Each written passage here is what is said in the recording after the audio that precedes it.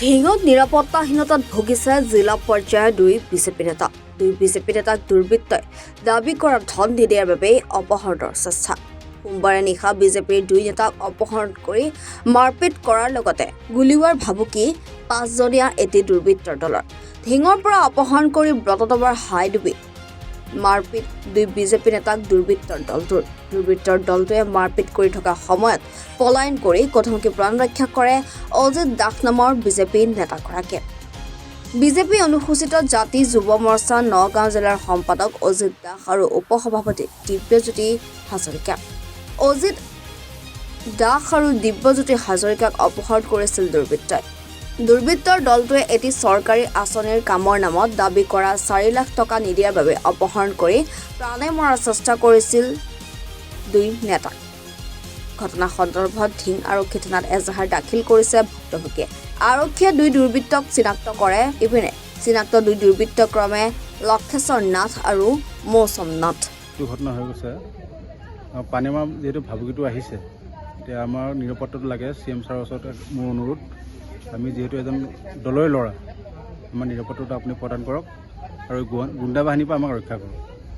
মানে কালি যেতিয়া আপোনাক উঠাই নিছিল সেইকেইজন মানুহক আপুনি চিনি পাইছে? চিনি পাওঁ, গোটেইকেইজনকে চিনি পাইছোঁ। এই সিহঁতৰ যিখিনি গুণ্ডা বাহিনী সিহঁতক চিনি পোৱা নাই, কিন্তু মৌচম নাথ আৰু লক্ষেশ্বৰ নাথ, মেইন হ'ল লক্ষেশ্বৰ নাথ। মৌচম নাথ হয় আমাক মাৰপিট কৰিছে আৰু তেওঁলোকৰ গুণ্ডা বাহিনীয়ে মাৰপিট কৰিছে। লক্ষেশ্বৰ নাথৰ মাৰপিট কৰিছে। তেওঁলোকক এতিয়া আপোনালোকে যে যিটো বিষয়ে আপোনালোকক মনোমান্য হ'ল, হয়, এতিয়া তেওঁলোকে কি কৈছে আপোনালোকক? যে তেওঁলোকে কৈছে যদি আমাক কৈছে আৰু তহঁতক যে মাৰিছোঁ, যদি বাহিৰত কিবা কাৰণ এই কথাটো লিক আউট হয় আৰু ঘৰত গৈ পৰিয়ালসহ মাৰি থৈ আহিম। তেওঁলোকে কৈছে লক্ষেশ্বৰ নাথে কৈছে। এতিয়া আমাৰ ভয়ত শংকাত আমাক হৈছোঁ, আমি কেনেকৈ ওলাম এতিয়া বাহিৰত? আমি ঢিঙলৈ আহিব পৰা নাই। এতিয়া এই থানাত আহিছোঁ, মোৰ খুৰা আহিছে, এনেকৈ মানুহ লৈ পেলাই মই থানাত আহিছোঁ। আমাক নিৰাপত্তা দিব লাগে। CM ছাৰৰ ওচৰত আমাক সেইটোৱে সাজু কৰি অনুৰোধ। আমাক মাৰধৰ কৰি আছিল যেতিয়া কৈছে এই কথা যদি কিবা কাৰণে লিক আউট হয় তেনেহ'লে ঘৰত গৈ গোটেই পৰিয়াল শ্বুট কৰি থৈ আহিম দুইটাৰে, তেনেকৈ কৈছে। যিহেতু মইতো তাৰপিছততো পানীত জাপ মাৰি দিছোঁ, মই বাচিব লাগিব। এতিয়াতো লিক আউটটো হৈ গ'ল ন। এতিয়া আমাৰ আপোনালোকৰ নিউজতো আহি গৈছে বস্তুটো। এতিয়া আমাৰ নিৰাপত্তাটো কোনে দিব? যিহেতু মই এজন পাৰ্টীৰ মানুহ, মই পাৰ্টী মিটিঙত গৈ থাকিব লাগে, মই ঠিকা কাম কৰোঁ, ঠিকা কামত ঘূৰিব লাগে। এওঁ ডিষ্ট্ৰিক্ট ভাইচ প্ৰেচিডেণ্ট SC মৰ্চাৰ, মই সম্পাদক। এতিয়া আমাৰ নিৰাপত্তাটো কোনে দিব? তেওঁলোকে আমাক শ্বুট কৰিম বুলি কৈছে। এতিয়া মই ঠিকা কাম কৰোঁ, য'তে ত'তে ঘূৰি ফুৰিব লাগে। এওঁ ঠিকা কাম কৰে, ঘূৰি ফুৰিব লাগে। কোনে কৈছে এইটো লক্ষেশ্বৰ নাথ আৰু মৌচম নাথ বুলি কয় এজন আছে, তেওঁলোকে কৈছে। লগত এই সিহঁতৰ মানে বহুত গুণ্ডা লৈ আহিছে আৰু ভাড়াতীয়া গুণ্ডা। ভাড়াত নাজানো কি, এইটো ভাড়াতে গুণ্ডা হ'ব চাগে, কাৰণ সেইটো চৰকাৰী গুণ্ডা নহয়, এইবিলাক ভাড়াতে হ'ব লাগিব। যিহেতু আমাক প্ৰাণে মৰাৰ ভাবুকি দিছে তেওঁলোকে, তো এতিয়া আমি দিনে ৰাতিয়ে ঘূৰি থাকোঁ, আমি কাম বন কৰোঁ, ঠিকা ঠকলি কৰোঁ। তো আমি এই ৰাতি দিন আমি কেনেকৈ নিৰাপত্তাত থাকিম? আমি চৰকাৰক অনুৰোধ কৰিব বিচাৰিছোঁ, মুখ্যমন্ত্ৰী মহোদয়ক অনুৰোধ কৰিব বিচাৰিছোঁ, আমাক যাতে নিৰাপত্তাটো দিয়ে।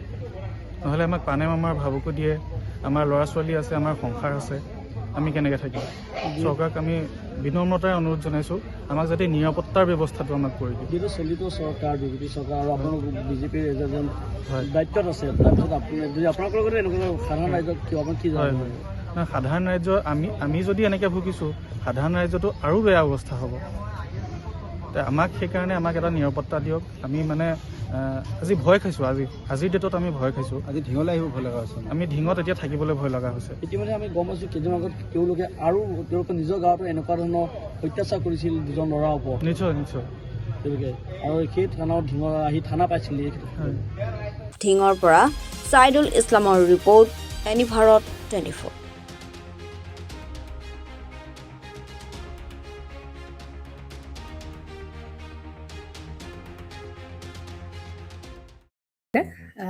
জুবিন গাৰ্গৰ গীতসমূহৰ ওপৰত আধাৰিত গানে কি আনে নামৰ এটা সুন্দৰ অনুষ্ঠান আপোনালোকৰ ওচৰলৈ আহি আছে অতি শীঘ্ৰে।